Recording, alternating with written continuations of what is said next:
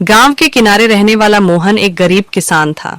उसके पास केवल एक गधा था जिसका नाम हीरा था। हीरा बूढ़ा हो चुका था और बहुत धीरे धीरे चलता था।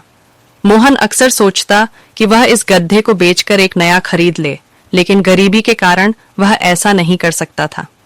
एक दिन मोहन अपने गधे को लेकर जंगल से लकड़ियां लाने गया। रास्ते में उसे एक बूढ़ा साधु मिला। साधु ने मोहन से कहा, तुम्हारा गधा साधारण नहीं बल्कि एक जादुई गधा है, लेकिन इसका जादू तभी प्रकट होगा जब तुम इस पर विश्वास करोगे।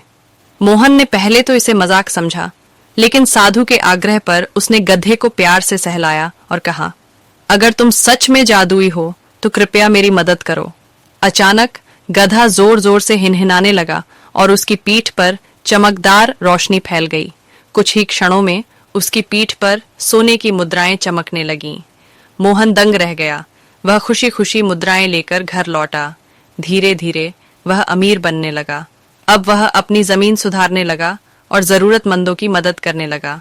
लेकिन गांव के लालची मुखिया को जब यह पता चला तो उसने मोहन के गधे को चुराने की योजना बनाई।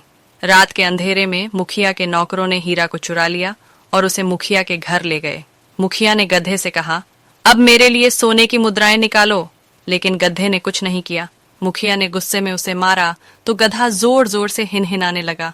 अचानक वहां धुआं उठा और मुखिया और उसके नौकरों की जेब से सारा धन गायब हो गया। वे सभी गरीब हो गए। सुबह जब मोहन को अपने गधे के लौटने की खबर मिली तो वह बहुत खुश हुआ।